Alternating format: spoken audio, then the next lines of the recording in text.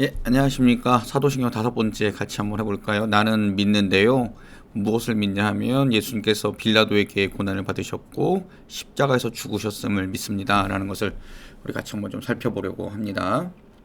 자, 본디오 빌라도가 사도신경에 기록된 가장 큰 이유는 뭐냐 하면 예수께서 가공의 인물이 아니라 역사적 인물이었다라는 것을 그냥 전설 따라 삼천리가 아니고요.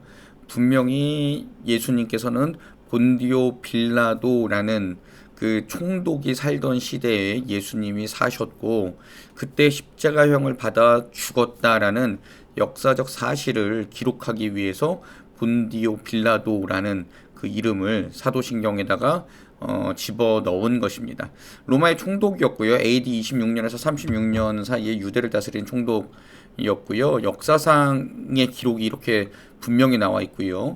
너무 가혹한 식민 지배를 해가지고 로마로 소환했다라는 그런 역사적 사실이 유대 역사, 그 다음에 로마 서양사에 기록되어 있습니다. 자, 신앙 고백마다 등장하는 이름이 둘이 있죠. 하나는 마리아고 하나는 본디오 빌라도입니다. 우리가 어저께 살펴보았을 때 마리아는 순종함으로 하나님의 은혜를 경험한 사람이었는데요.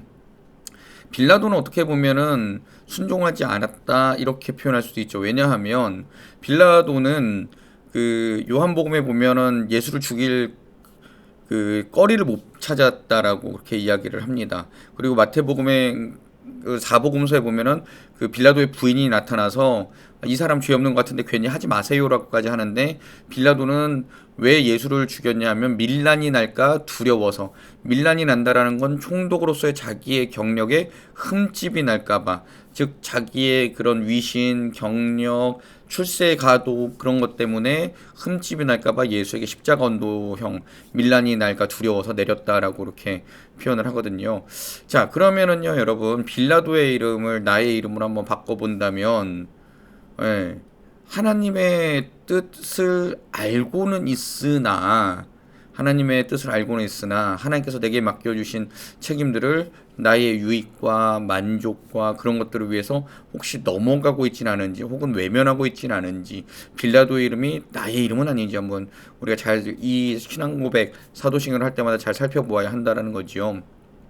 우리의 권세와 능력과 부는, 하나님께서 하나님의 정의와 진리를 위한 책임을 감당하라고 주신 것이고, 나만 잘 먹고 잘 누리기 위한 것이 아니라 남들을 섬기고 베풀고 남들을 이렇게 사랑하는데 높여주는데 주시라고 쓰시라고 주신 그런 건데, 내 것만 강조하고 있지는 않은지.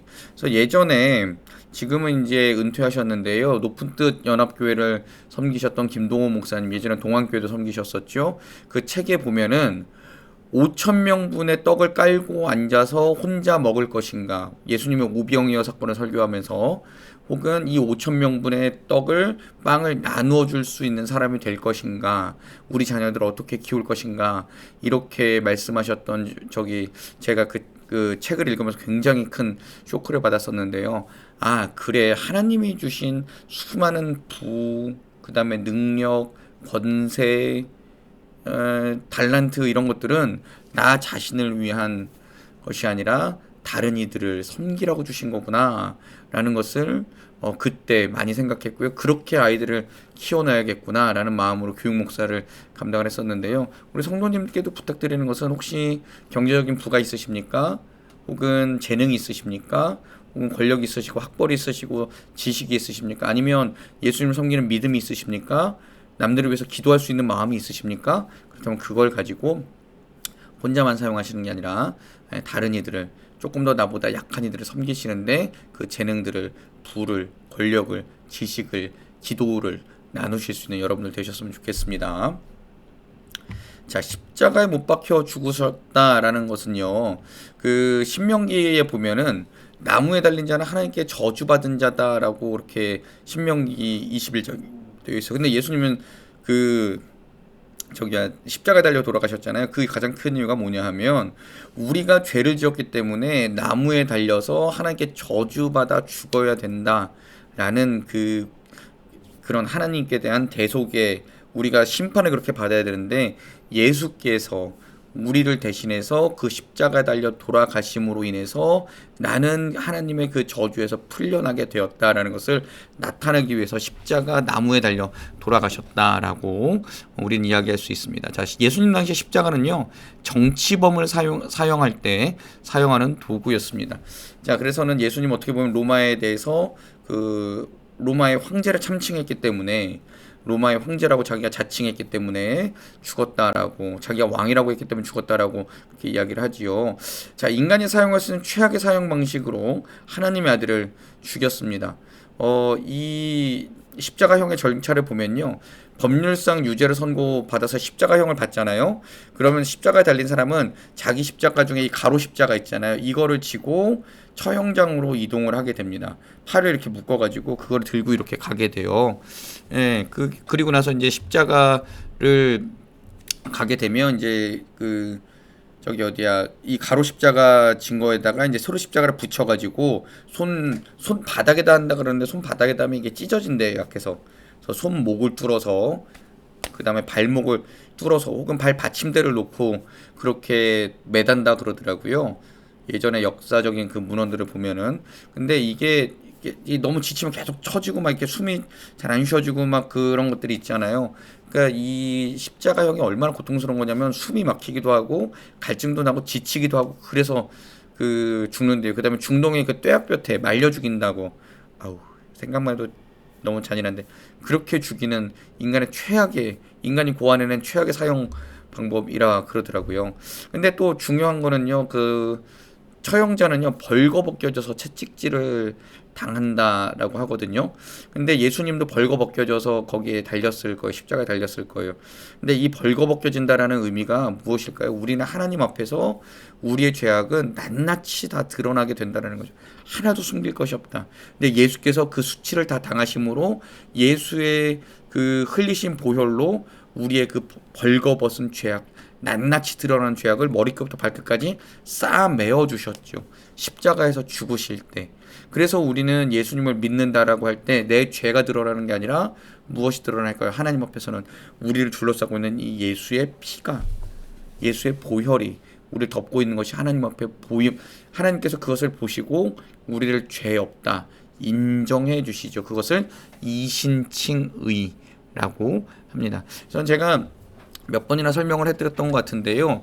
하나님의 법정 앞에, 우리가 심판대 앞에 다 선다 그러잖아요. 히브리서 9장에 보면은 모든 사람에게 죽는 것은 다 정한 이치고 그 후엔 심판이 있다라고 하는데, 네, 맞습니다. 누구나 다 그 앞에 서게 됩니다. 그때 검사는 사탄이고요. 그다음에 재판장은 하나님이시고요. 우리를 변호하시는 분은 예수 그리스도와 성령님이십니다. 검사가 계속해서 사탄이 우리를 공격합니다. 하나님, 이호영은요 죽을 죄인이고요, 무엇도 잘못했고 아주 나쁜 놈이에요. 결국엔 쟤는 죽어야 돼요.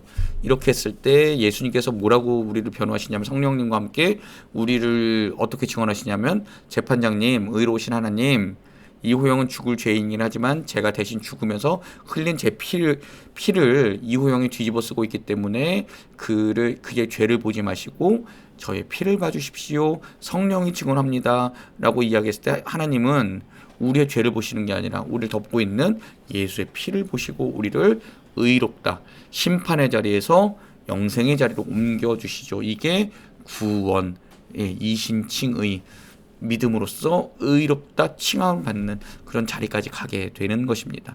자, 그래서는 우리가 벌거벗겨졌다라는 그 이야기 하다가 여기까지 갔는데요. 벌거벗겨졌다. 하나님 앞에서는 어느 누구도 죄악을 숨길 수 없다. 그러나 예수께서는 우리의 죄악을 주의 보혈로 덮으셨다.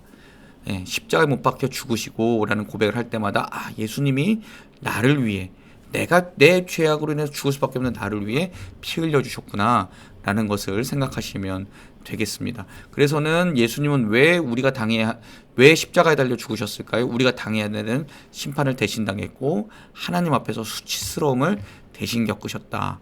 이게 예수님의 십자가 형벌이다라는 것을 우리가 기억했으면 좋겠고요. 십자가는 과연 그럼 무엇일까요? 우리 맨날 이렇게 목걸이 매기도 하고 그러는데, 십자가는 우리의 영적의 상태를 점검하는 리트머스 시험지 혹은 시금석이라고 볼 수 있는데요. 우리의 마음이 십자가를 대할 때 우리의 마음이 어디로 향하고 있는지를 한번 좀 살펴보았으면 좋겠습니다. 기도하지 않고 말씀 읽지 않고 예배의 자리에 참여하지 않고 그래도 그냥 별 사는데 지장이 없어요. 그런데 스마트폰을 1시간만 못해도 고통스럽다라면 나에게 가장 중요한 것은 말씀, 기도, 찬양, 예배가 아니라 스마트폰인 거죠. 주님이 나에게 가장 귀하십니다라고 해도 스마트폰 혹은 그 리모컨 혹은 자녀들 이런 것이 가장 귀한 것이 되는 것에 대한 시금석이 십자가라는 거죠. 이건 여러분들에게 뭐 지적질하려고 그러는 게 아니라 저 자신에게 하는 소리예요. 스마트폰 안 보려고 저기다 놨다가도 갑자기 카톡 하고 울리면은 가서 보기 시작하면 1시간씩 보고 막 그러잖아요. 예. 뉴스 보다가 유튜브 보다가 다시 카톡 하다가 이렇게 하면 1시간 2시간 금방 가고 이러면 안 되지, 성경 봐야지 그러다가 또 성경 보다가 또 카톡 하나 올리면 또 그거 하다가 십자가를 대할 때마다 이게 내가 이러면 안 되는구나라는 거를 다시 한번 생각하게 하는 리트머스 시험지가 된다라는 것을 우리가 좀 기억했으면 좋겠고요. 두 번째, 십자가를 통해 구원받은 것이 자랑스러운지를 점검하는 시금석입니다. 나 예수 믿어요 라고 자랑스럽게 이야기할 수 있습니까? 나 예수 믿어서 구원받았습니다 라고 이야기할 수 있습니까?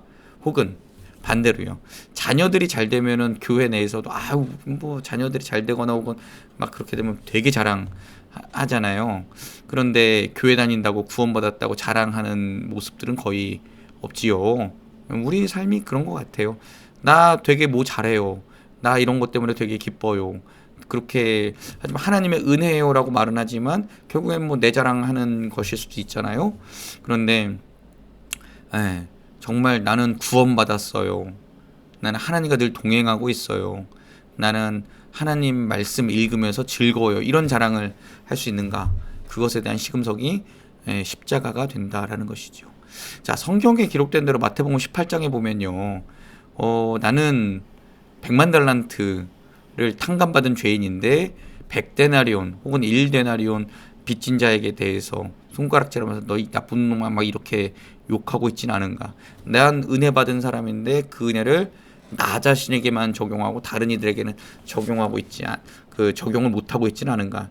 이것을 살펴보는 시금석이 십자가라는 것이지요. 그래서 십자가에 달려 못 박혀 죽으셨다 예수님이 그 고백을 할 때마다 나는 하나님 은혜로만 삽니다. 그리고 말씀기도 찬양 예배가 내겐 더 중요합니다. 나는 믿음으로 인해서 구원받았습니다. 이렇게 마음속으로 고백하면서 이 신앙 고백을 드린다라면 우리의 신앙 고백이 얼마나 풍성해지겠습니까? 그래서 날마다 그런 고백을 할 수 있는 우리들 되었으면 참 좋겠습니다. 감사합니다. 우리 하나 더 있네요. 큰일 날 뻔했다. 자, 십자가에서 우리는 주님과 연합하게 되는데요. 우리는 주님과 연합하게 될 때 나의 죄도 십자가에 못 박는다라고 이야기를 해요. 이거는 로마서 할 때도 로마서 강해를 하거나 혹은 로마서 이야기를 할 때 많이 했었는데 로마서 6장에 보면 이 이야기가 잘 나와요. 나의 죄도 함께 십자가에 못 박는다 그랬는데, 자, 예수님 십자가에 못 박혔어요.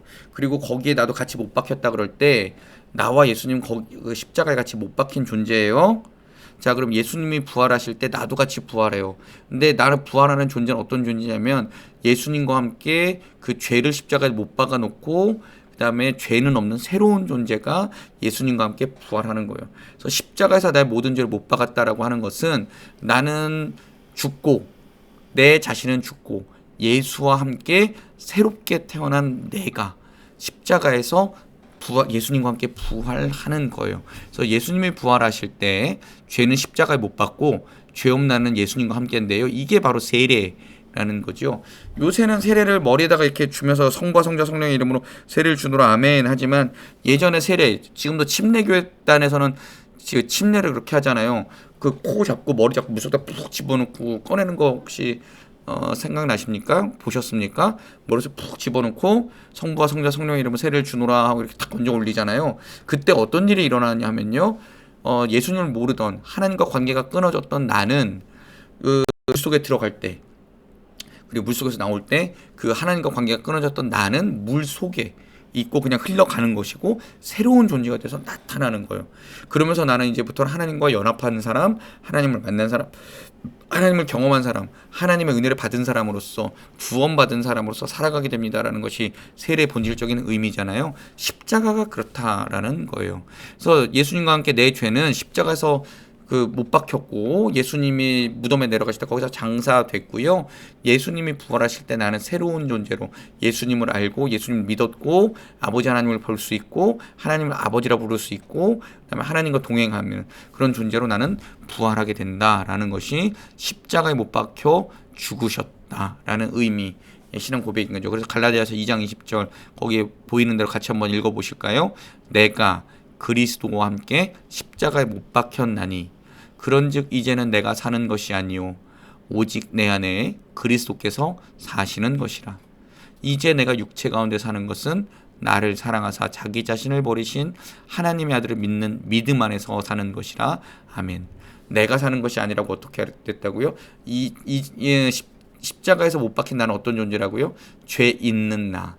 근데 예수님과 함께 부활한 나는 어떤 존재라고요? 예수님과 늘 동행하며 죄 없는 나. 그래서 주님의 뜻대로 주님의 머리 되심을 따라서 주님이 이끄신 대로 아멘하며 순종하며 살아가는 나. 그게 바로 새로운 나.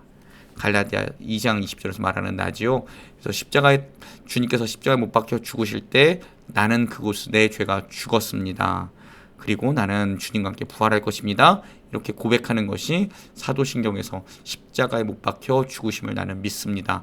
라고 고백하는 가장 큰 의미임을 아시는 우리들이 되었으면 좋겠습니다. 감사합니다.